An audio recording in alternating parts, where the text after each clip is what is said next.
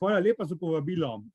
Najprej naj se vam lepo zahvalim, da ste me vključili v vaš sklop predavanj in danes vam bom skušal nekako prikazati na tak, upam, da pregleden način razvoj mesta Trst. Zdaj bom delil svoj ekran. Upam, da ga vidite. Ja, odlično. Hvala lepa.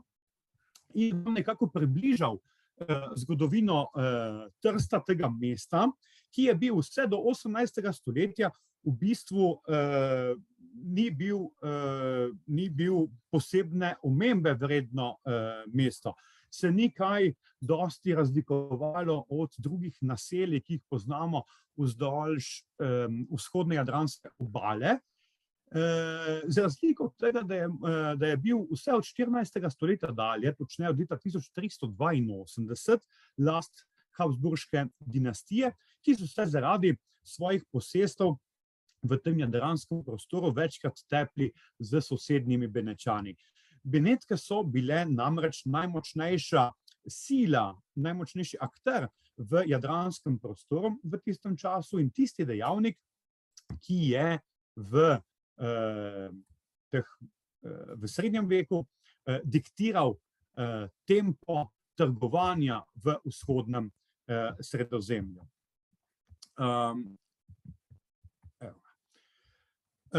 Tako da so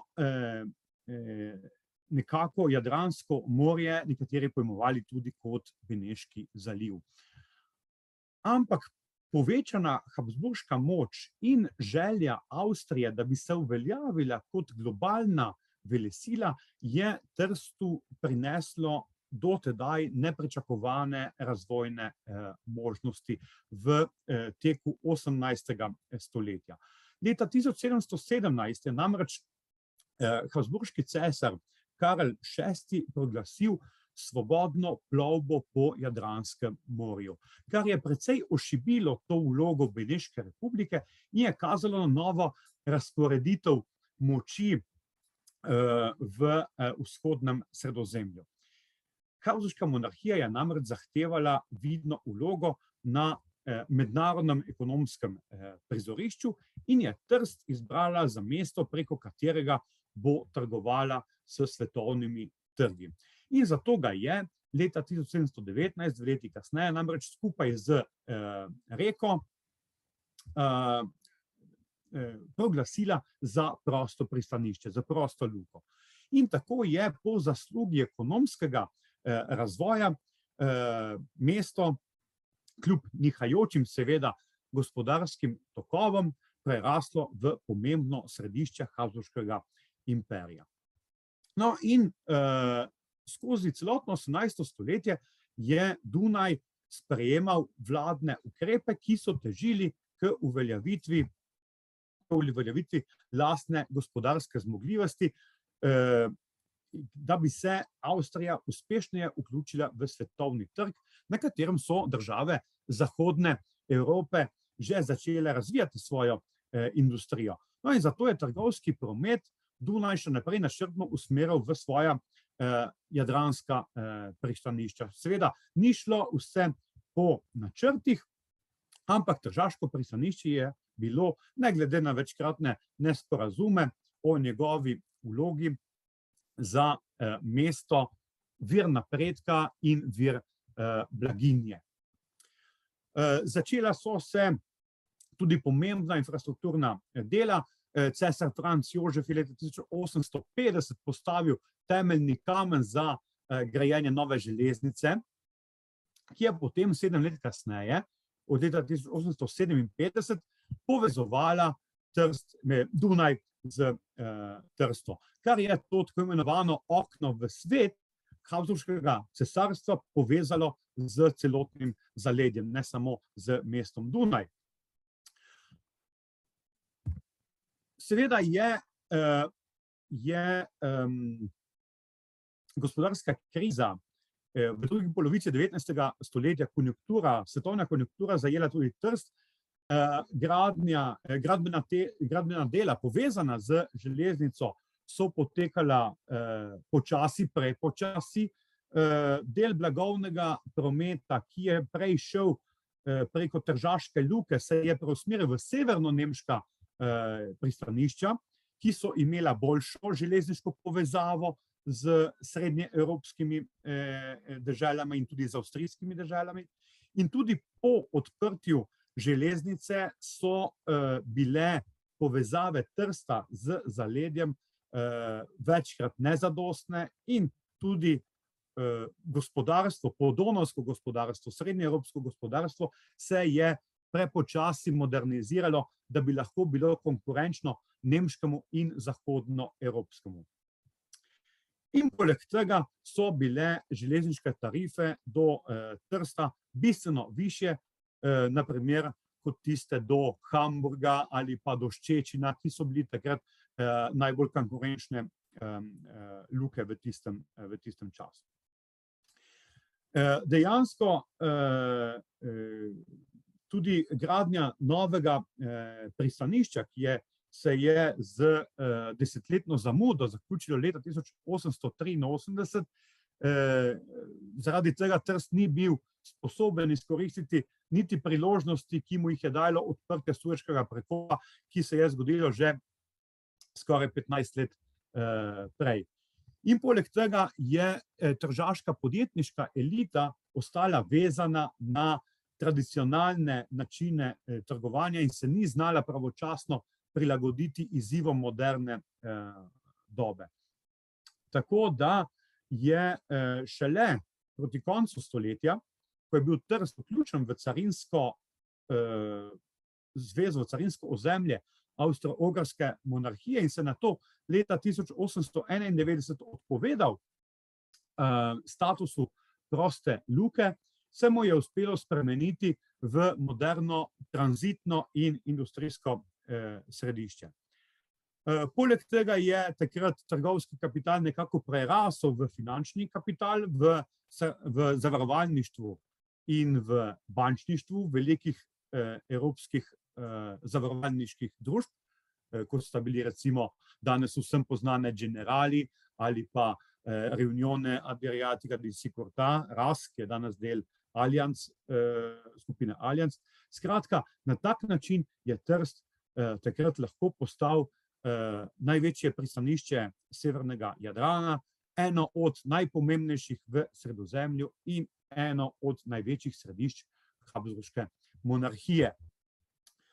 Ta rast mesta Trst je od vsepovsod privabila ljudi, ki so v njem videli možnost za vsestranski gospodarski in družbeni vzpon. In tako je neko mestece postranskega pomena, kot sem že prej povedal, se je spremenilo v nek kozmopolitski aglomerat evropskih razsežnosti. Število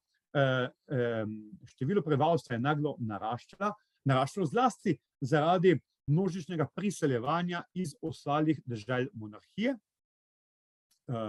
in tudi drugih pokrajin. Tukaj imate nekaj številk, od tistih pičlih nekaj tisoč sredi 18. stoletja do 230 tisoč prebivalcev v zadnjem ljudskem štetju, ki ga je opravila Habsburška uprava leta 1910. No, naj opozorim, da je bilo takrat v tistih letih pred izbruhom Prve svetovne vojne Trst največje slovensko mesto oziroma mesto z največjim številom Slovencev. Teh je bilo takrat najmanj 60 tisoč, to se pravi približno, to so okvirne številke.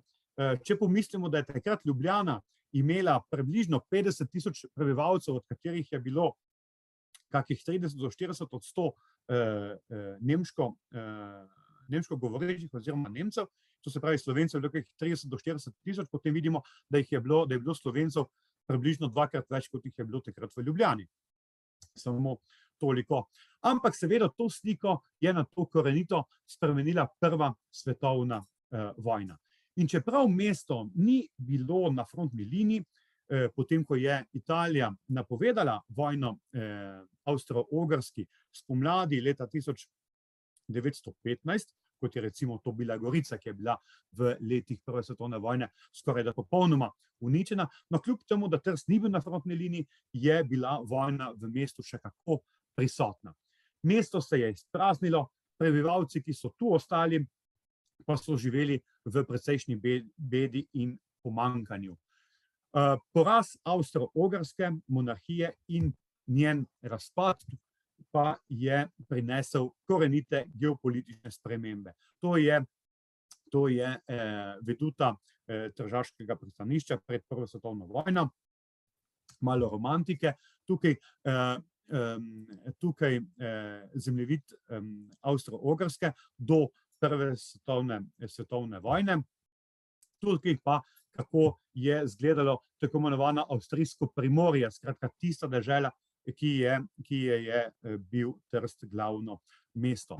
Kot sem rekel, ta situacija se spremeni s Prvo svetovno vojno, razpad Habsburške monarhije pa za seboj prinese ogromne geopolitične spremembe.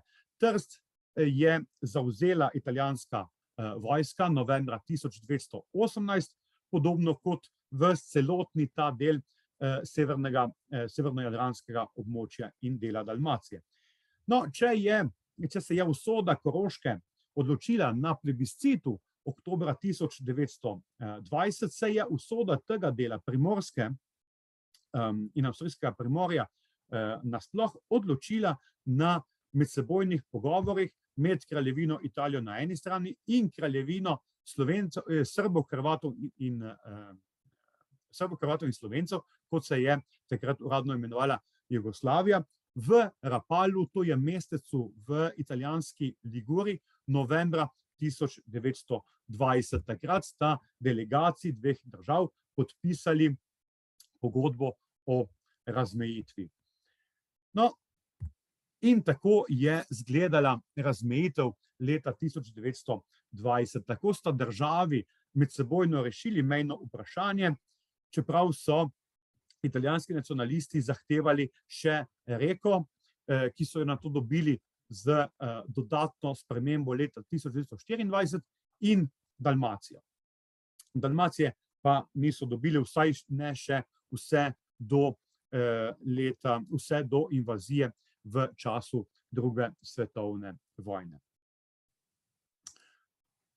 Skratka, nov kontekst, v katerem je Trst v Italiji počasi hiral. Italija dejansko ni imela interesa, da bi mesto podpirala, kot je to storila Avstrija. Izkazalo pa se je, da je mesto brez te podpore nezmožno ohranjati tisto vlogo, ki jo je imelo v zlatih časih. Mesto pa je pridobilo nov pomen v ideološkem smislu, v smislu trdnjave italijanstva na mejah Balkana in po drugi strani odskočna deska za italijanske ozemeljske apetite na vzhodu. Ne smemo pozabiti, da je od leta 1922 v Italiji na vladi Benito Mussolini, ki v nekaj letih uvede totalitarno diktaturo. In prav iz Trsta je Mussolini septembra 1938 javno podprl Hitlerjev nadaljnji pohod po Evropi v smeri proti Češko-Slovaški in od tu se je italijanska vojska, od tu namreč iz Trsta se je italijanska vojska pridružila nemški in madžarski v napadu na Jugoslavijo aprila 1941. Skratka, ponovna sprememba meje, kajti italijanska vojska v nekaj dneh zasede celotno območje današnje približno južne Slovenije, kot vidite na tem zemljevidu.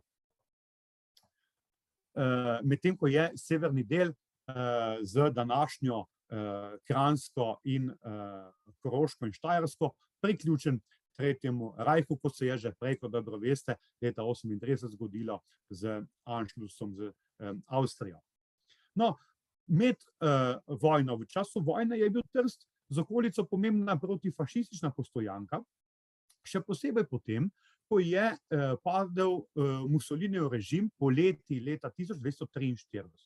No, to seveda ne pomeni, da je bil fašizem premagan. Na tem območju so zavladali nacisti, ki so to območje zavzeli svojo vojsko in ga preimenovali v tako imenovan Operationszone Adriatisches Küstenland, to se pravi operacijska cona Jadransko primorje, ki je bilo neposredno priključeno Tretjemu rajhu. Sem v Trst so se preselili tudi najhujši nacistični krvniki, ki so do takrat vodili protijudovsko agendo na današnjem Poljskem. Tu so vzpostavili še bolj represivni protipartizanski aparat s taboriščem v Rižarni na čelu, ki je videla na tisoče mrtvih na tem območju. Se ne bom več zaustavljal pri tem, če boste slučajno imeli še kako vprašanje, sem vam seveda na voljo kasneje. Naj še poudarim to, da so, da nadaljujem s tem zgodovinskim pregledom, kako se ponovno spremeni situacija, skratka imamo spremembo po prvi svetovni vojni. Leta 20, leta 24 tudi reka postane italijanska. Leta 41 italijanske sile gredo v smeri proti vzhodu, se skratka meja ponovno spremeni. 43 padec italijanskega režima in območje zavzamejo nacisti, se meja ponovno spremeni. No, situacija se ponovno spremeni, ko se 1. maja 1945 mesto Trst osvobodijo partizanske čete jugoslovanske vojske, ki za las prehitijo zahodne zaveznike, ki so drveli gor po Apeninskem polotoku, po italijanskem polotoku navzgor. No, in zaradi sporov, ki so že kazali na obdobje hladne vojne med Zahodom in Vzhodom, so se morali po enem mesecu jugoslovanski vojaki umakniti za kompromisno črto. Na eni strani je bila jugoslovanska vojska v tako imenovani coni B Julijske krajine, ki je tukaj vidite na zemljevidu, v coni A pa anglo-ameriška uprava. No, na pariški mirovni konferenci, ki je sledila drugi svetovni vojni, so se o marsičem zmenili, o Trstu pa se niso uspeli zmeniti. No in tako je nastalo tole, svobodno tržaško ozemlje. Tudi to je bilo razdeljeno na dve coni, na cono A in na cono B. Cono A je prav tako so upravljali Anglo-Američani, neka mešanica Britancev in Američanov. V coni B pa je bila vojaška uprava jugoslovanske armije. Tako stanje je veljalo vse do leta 1954, ko sta obe coni prešli, ena v italijanske roke, druga pa v civilno upravljanje v jugoslovanske roke. Skratka, ponovna sprememba leta 1954 in to stanje je bilo dejansko postavljeno, dokončno potrjeno pa je bilo z Osimskim sporazumom med državami, med Italijo na eni strani in jugoslovansko na drugi, leta 1975. Tako da je bila ta situacija nekako postavljena in meja se ni več spremenila niti po razpadu Jugoslavije leta 1900 in osamosvojitvijo Slovenije leta 1991. Tako da tu imamo ta pregled, kako se stanje v 20. stoletju ciklično spreminjalo in ko sem nekoč pisal s to anekdoto, bom tudi zaključil, da prepustim drugim besedo, bom zaključil z anekdoto, kako sem svojim švedskim kolegom razložil to situacijo, ker se pri njih meja ni spremenila 200 let, zadnjič je bilo to v začetku 19. stoletja, če se ne motim. No, sem na hitro razložil na tak način, da je nekdo, kot se je zgodilo mojim dedom in babicam, ki so se rodili in živeli večji del svojega življenja na tem območju, ne da bi se kaj dosti selili levo in desno, ampak tukaj preživeli večino svojega življenja in ki so se rodili v Habsburški monarhiji in pač umrli v Evropski uniji, dejansko zamenjali 7 različnih državljanstev in 7 različnih pač osebnih dokumentov, ne da bi se kadarkoli preselili. No, in to je seveda ena taka zanimiva specifika oziroma ki daje temu območju en svoj unikaten, svoj poseben pečat. Evo, jaz bi s tem zaključil, tako da bom predal besedo drugim svojim kolegom. Za vaše vprašanja pa sem vam seveda na voljo. Hvala lepa.